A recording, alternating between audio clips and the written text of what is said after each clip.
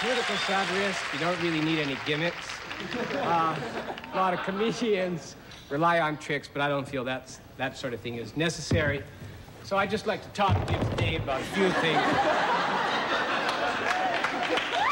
Now,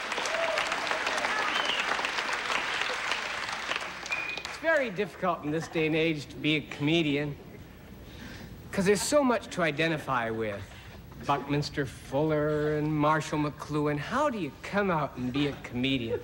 The question is, if I had an opportunity to do anything else, would I do it?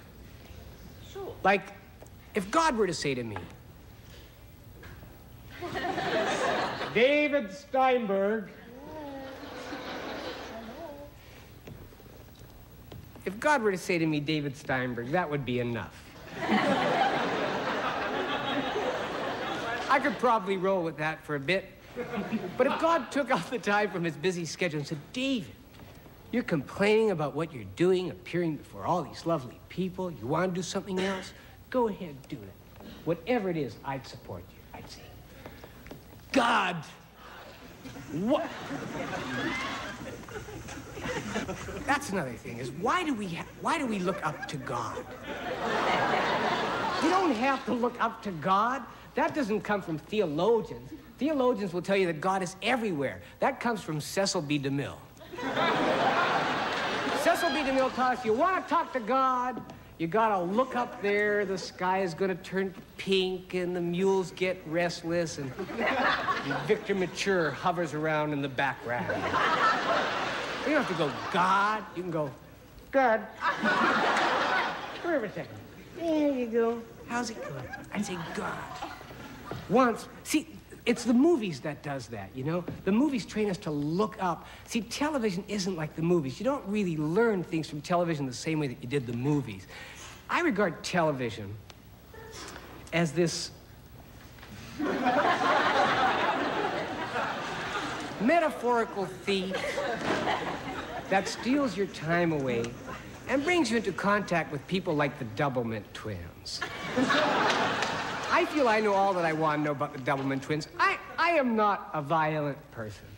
But if I saw a man walking up an airplane ramp with a big stick of chewing gum, I'd kick his ass in.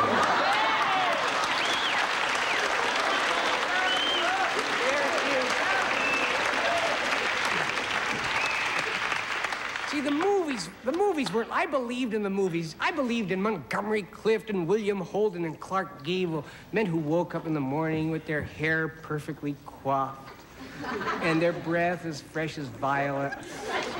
Men unlike myself who didn't have to run to the John like Mercury Morris.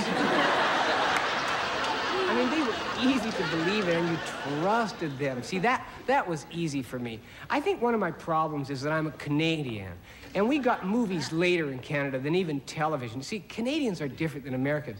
The moment before sexual awakening occurred to me in Canada, and that's very, see, in the States, when you start to feel that little stirring inside, you got to ask someone about it. You got to seek it out. You got to find out what's going on. In Canada, see, here in the States, all you got to do is keep your eyes open. And you notice that somewhere around the 7th grade, all the Mexicans start to marry each other. They seem to know what's happening years before anyone else. In Canada, there is one kid, and that is it. And he knows all that there is to know about sex, and if you don't make contact with him, you're never going to find out. Now, the girl that kindled the first spark of sexual awakening in me was Cheryl Rombaum. Cheryl was an early bloomer. A flower whose petals had blossomed long before the first blush of spring.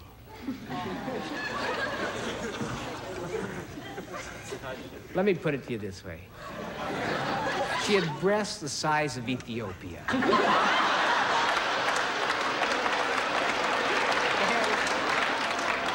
And one day, they came into my awareness.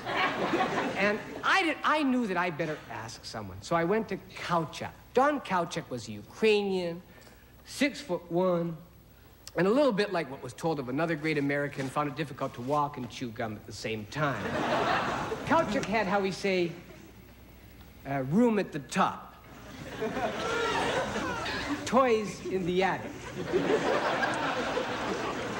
And no fiddler on the roof. But in matters of sex, Kalchuk was an oracle.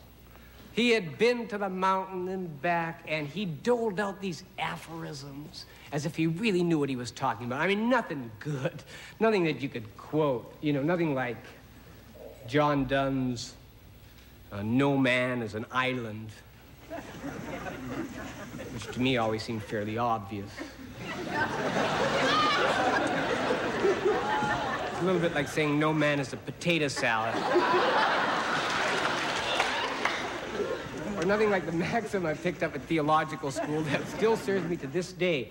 When the owl screams, the hunter on his boot. Not in the best of taste, but one can't deny its Talmudic wisdom. Kalchuk's maxims were to the problem. You say, okay, you want Cheryl, here's what you do. Above all, never say I love you. You say I love you, she's got you. Don't say I love you. And number two, the man knows more about sex. You got that, David? You never say I love you, and the man knows more about sex. Everything that if you care about yourself in later life, you must reverse. I was taught the wrong way first, but at that time, all I care about is Cheryl. So I'm standing at the high school dance. I finally get up enough courage, and Cheryl and I are dancing. And I'm remembering my lesson really well, and I say, hey, Cheryl.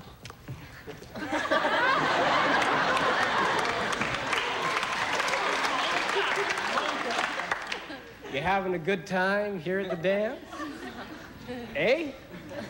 She says, oh, David, I'm a little hassled today. I've been having this argument with my parents. They think I'm a nymphomaniac.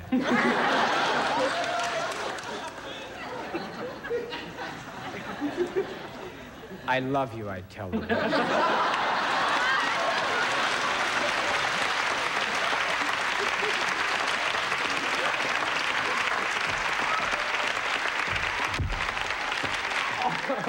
Salomon!